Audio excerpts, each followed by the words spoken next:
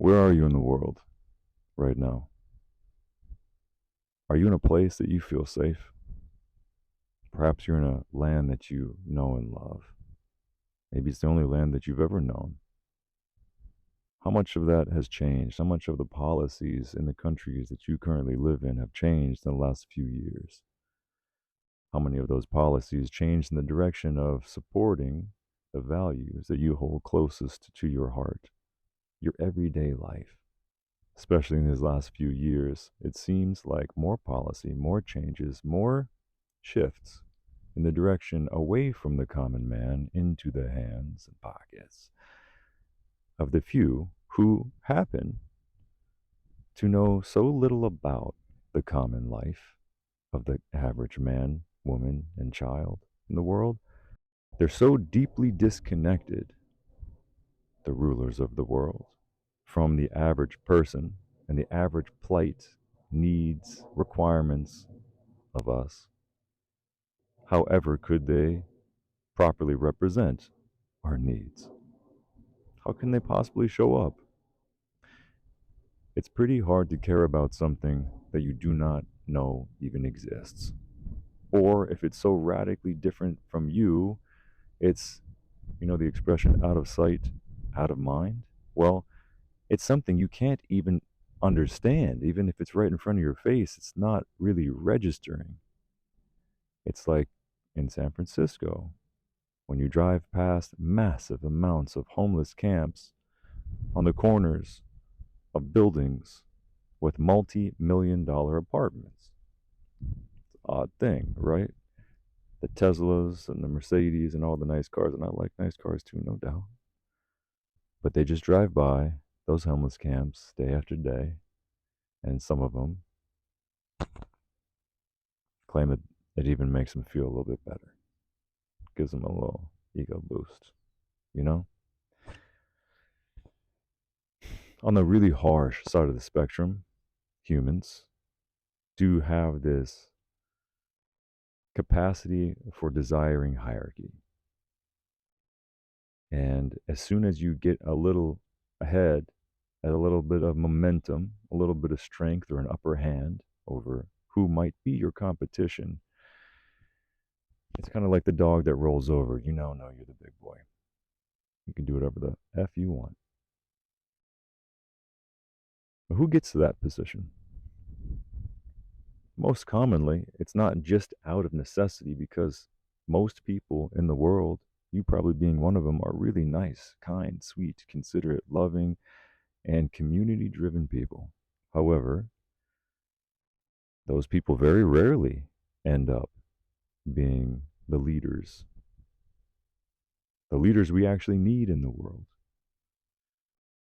Unfortunately, it's the angriest dog, the most ferocious shark, killers, sociopaths, elbowing everybody else out of the way so they can get their way to the top. And when they're on the top, they're kicking the face of everybody below them. Until eventually the people at the bottom say, why don't we just cut this motherfucking ladder down? And so that society eventually falls. Another one develops with another pack of sociopaths, all warring, all playing the game of war, raging around, trying to scoop up hungry, hungry hippo like as many resources as they possibly can. The game of war has been going on for a long time, but it's time that we shift and expand, reclaim the lands that we're already tending to, dig our hands into the soil and plant within that our heart's greatest desire. Become the stewards of this wonderful shared spaceship planet that we were meant to be. White blood cells rather than cancer. We've all been misguided, misdirected, and it's not your fault. However, it is very important, if you want to have a different world, to be willing to put yourself and all of your life's energy in that direction. We have to do it collectively. because those who are currently running the world, and how do you run the world? By controlling access to the resources. Let me give you a little understanding of what the king's game is. The king's game is not one of money. Money is meant to be used by you and I to mitigate our ability to have access to the resources, even the resources that we produce, that we grow. The king's game is to, we own the lands, and everything that the lands produce is ours. So if you're a farmer, we'll let you keep half, but half comes to the house. And in this sense, the game of the king is to access, acquire, take by any means necessary as many lands and as much resource as possible. Conquer and take. It's been happening all around the world for as long as men have been able to speak. There are tribes of human-like monkeys living deep in the jungles of the Amazon and the Congo who act like very primitive versions of humans, in so much that they have social dynamics that function very similarly, and they're playing the game of war. But what comes after the game of war? And that's where we currently are. We are entering a new era, one of collective collaboration rather than of stark competition. Competition, in the traditional sense, has gotten us this far. A tremendous driving force, scarcity and competition. But once we have been able to provide ourselves the resources requisite to calm down, to create art and amazing technologies like this, including philosophy, then we've reached the point where we can start to reimagine our reality in a really fun way. And that is through a form of collaboration that so far, to date, has not yet existed. I'm talking about total global collaboration. However, we're going to have to overcome the very real, the very sad reality that currently the world is being run by a group of sociopaths who have all scratched, bitten, scorned, and killed to get to the place that they currently are. So if you don't understand what a sociopath is actually like, but you have seen a house cat, or maybe an alley cat, and you've seen it catch a mouse, release it, pounce on it again, release it, pounce on it, bat it around until it takes its last wheezing breath. It's sad to see, but that's the nature of the cat.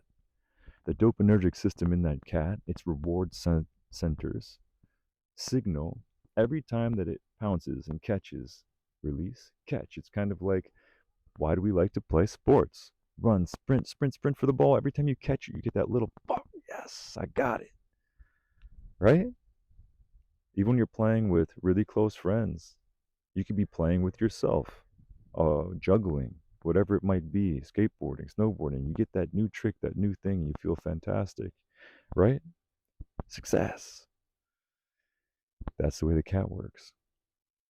Is every time it pounces on that mouse, it feels like it did what it needs to do, because it's now bringing food back for all the kittens, for all the family. It did its job.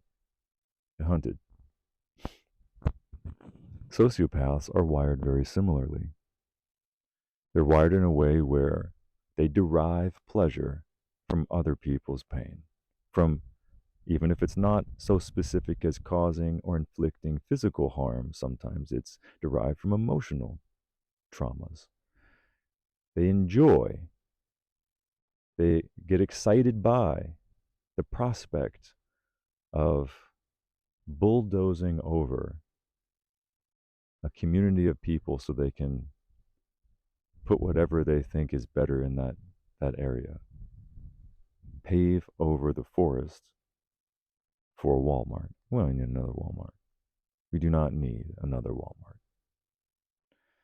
We do not need, really, much more of any infrastructure for commercial purposes other than to create greater connections throughout our community. And if we start reimagining ourselves and the way that we can co-create together, we'll find that not only do we have tremendous access to resources in the world, way more than we actually need to build version 2, human 2.0. Think about a totally different technological tree than the exploitation of mechanical potential, a new concept of physics, of connection, of way to be, a way to experience life and love and art and music and all the things that we connect through and hold dear to our hearts. Think about how much it could evolve and change in a beautiful direction if we actually begin to share collectively our knowledge and resources. I like to do this experiment. If you never left your hometown, if you don't know what the country, your neighboring countries are like, or even if you do, but you don't really get it, you don't speak the language, you don't understand their cultural nuances and idiosyncrasies. I like to do this experiment. You want to do it? Let's try it out. Take a breath. All right, take a breath, big breath in, and then blow out all the air. So, and blow it all out. Keep blowing, keep blowing, keep blowing till there's nothing left. Even you have to fold over, blow it all out, but don't take another breath. Hold it out. It's a vacuum now. How long can you last? Don't take another breath. How long can you last without a breath of air? Even if you practice this often, you're not going to go longer than a couple minutes. And that's pretty extreme. To evacuate your lungs and be able to go a couple minutes, it's probably maybe the best in the world can do that. Most people, a few seconds before they feel like, I have to breathe.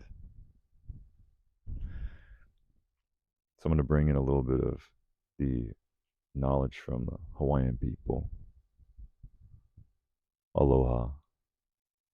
That is kind of like saying namaste, which is in Eastern philosophy.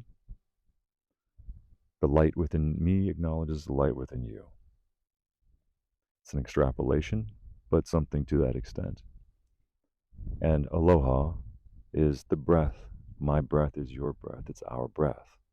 We've all been breathing the same air. Whatever I do here changes the air in some subtle way, right where you are, wherever you are in the world. So just think about that. How much you actually need air, and it's all our air. It's going everywhere. There is nowhere on the world where there's just some magical pocket of its own air. And every waterway, all the water in the world is connected to the air. I mean, even if you're in the deep deserts, in the Sahara, central Nevada, midsummer, it feels like it's never going to rain again. And sometimes it doesn't, maybe for a year or even 2 years, but it'll rain. It rains. Particles get picked up from the Gobi Desert and brought 3,000 miles away through this massive river in the sky and dropped on a rainforest. And that's the only reason that particular rainforest exists. Is that not fascinating? Our planet breathes just like we do. We are part of the same system. We are a whole. And we need to start acting like a whole. We need to start working together like a whole. Because just think about what can happen when we actually put our resources together. Not just financially, I'm talking about all our resources together, intellectually, spiritually, physically. It'll be profound. Human 2.0. That really excites me. Does it excite you? Okay, one of the absolute first things I think needs to happen is we become the most powerful versions of ourselves possible. And that starts with mastery. It starts with dedication. It starts with no longer willing to be passive when something is happening in your community, in your food system, within the nature that you live in, that we all share, that you don't agree with. I guess that's just the way it is. What are we gonna do? What are we gonna do? Bulldozer coming. No, you can vote with your dollar. You can vote with your action. Even better than your dollar, you vote with your action. You don't like, if you live in a coastal place and you don't like all the plastic on the beach, you don't want to take your kids to the beach because it's covered in junk, then start looking into options, alternative options.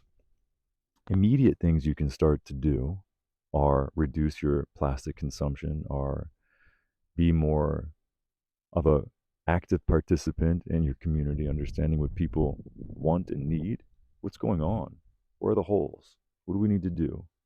And in that state, naturally, when you're actively participating in the community that you are part of, knowing your neighbors, when you know, you care. When you don't know, you can't care, right?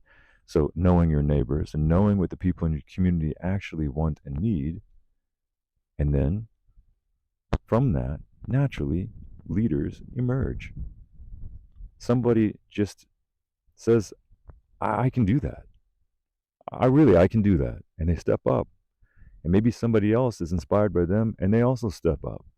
And then there's a group of leaders all moving in the direction of community change, of actualizing the changes that you truly want to see in the world. You got to be the change that you want. It's absolutely true.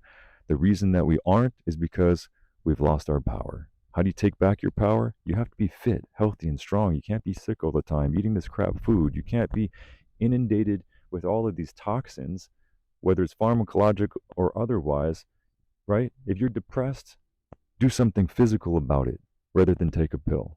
If you need the pill to be a winch to get you out of an emotional ditch, no doubt, boo boo, do what you got to do. However, once you're back on the road of life, you're cruising along, it's time to actively pursue betterment.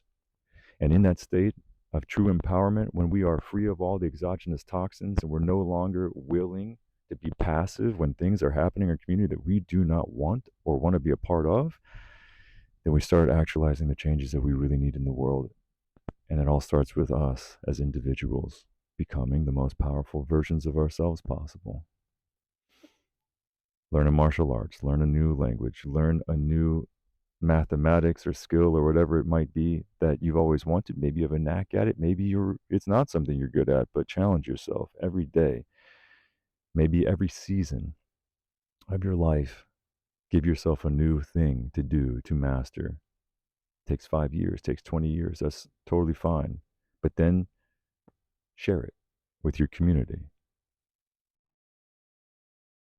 We can do this.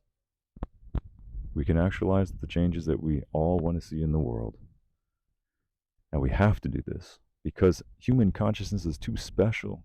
Life, being able to experience the world the way that we do is special. Is it not? Is it not worth saving? Is it not worth putting all of our efforts into? I think so. And I think you think so. So let's start some chat. Let's start some thread. Let's get some dialogue going. Because wherever you are in the world, whether it starts with 5 people, so be it. 5 turns to 30, turns to 20,000, 50,000. I've seen it happen in just a few months. I started Instagram just a few months ago. And boom, popped up over 20,000. People having dialogue. Some of the videos, there's thousands and thousands of comments. It's a chat. People are communicating. And in that chat, just like any other social circumstance, there needs to be a mediator.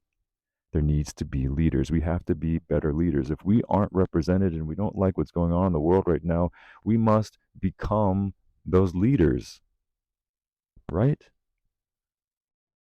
Yeah. This is the truth. That aforementioned analogy where there's some grumbling person, some sociopathic ass that's at the top of the ladder, kicking the face of anybody who's climbing up. As is the case with the kings playing the king's game, and those who are playing the game of war are all, in a way, like I think about everybody around them. The kings playing the game of war have all these resources that other people need. And so some guy goes, I want more chicken. I don't just want one. I want three. I want five. No problem. You're a big old fella, aren't you? Geez, I'll give you five chickens, but do me a favor first. See those people over there? The whole reason that you don't have five chickens right now is those guys in that village next. If you just go smash some heads, I'll give you all the chickens you want, and builds an army. Those who are groveling and searching and seeking can be swayed in both directions. You can go to the dark side, you go to the light side. But we all know where the dark side leads. It's the end of everything. All of this is the end of everything beautiful. Every joyful moment, every blissful expression, every artistic representation of the great capacity that we have as humans will just disappear, turn to dust, be forgotten. I don't want to be just a apostrophe in the cosmic concert. I feel like we are capable of so much more, that this is really truly special. And maybe that's hubris, maybe that's some kind of ego, but I truly believe I've always had this sense of drive within me to share these thoughts, this idea that we are special and it's worth saving. So those kings playing that game, just like currently the game of war, imagine somebody playing a really fast action video game. You ever try to talk to them? They can't. One little click off, boom. Oh man, I got a headshot. Damn, I'm out. 20 minutes gone. Every single moment of their day, of their life, they're thinking of this game. Tap, tap, tap, tap, tap, click, click, click, tap, tap, tap, tap, tap. Throwing bombs, ducking, running, trying to get new stuff. That's exactly what's happening with these guys playing the game of war. They've got their hand hovering over the big red nuclear button and they do not see us. We are, to them, NPCs in their game. They don't care. They're playing the game of war, and if just like in the video game, they're not thinking outside of the next half second. So we must take into consideration the reality that this is all happening right now. We got to do something right now. Otherwise, we won't have oceans to swim in. We won't have air to breathe. We won't have water to drink. We won't have this beautiful earth. We won't be here. And probably nothing other than maybe cockroaches and Darians would be here. Maybe. So, what do you say? It's up to you.